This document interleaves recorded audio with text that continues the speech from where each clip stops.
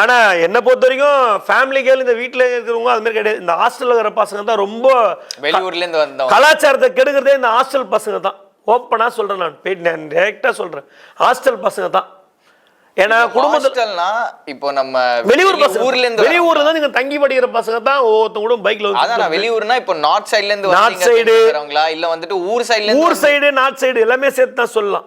ஏன்னா தமிழ் ஆள்லாம் அதிகமாக நல்லா தெளிவாக தெரியுது தமிழ் பேசுறது. ஓப்பனாக பப்ளிக் பிளேஸில் தம் அடிக்கிறாங்க. அந்த மாதிரி அடித்தா பிடிச்சி கொடுக்குறதுக்கோ அடிக்கிறதுக்கோ ஒரு தண்டனை மட்டும் ஒரு சட்ட ரூல்ஸ் கவர்மெண்ட் போடட்டும். எவ்வளோ பேர்த்து ஒரு நாள் அடிப்பேன் நான், ஏன் செருப்பாலே அடிப்பேன் ஒருத்தரை. பொண்ணுங்க வயசு பொண்ணுங்க 18-19 வயசு பொண்ணுங்க, அந்த பையன் தூயினா பொண்ணு ட்ரெஸ்ஸே அவுத்துக்குச்சிங்க. ரோட்டில் அவ்வளோ பேர் நின்று வேடிக்கை பார்க்குறாங்க பொண்ணு. எவ்வளோ கஷ்டப்பட்டு வளர்த்துருப்பாங்க பெற்றவங்க, எவ்வளோ கஷ்டப்பட்டு அடுத்தவங்க உடம்ப காட்டாக பொத்தி வளர்த்துருப்பாங்க.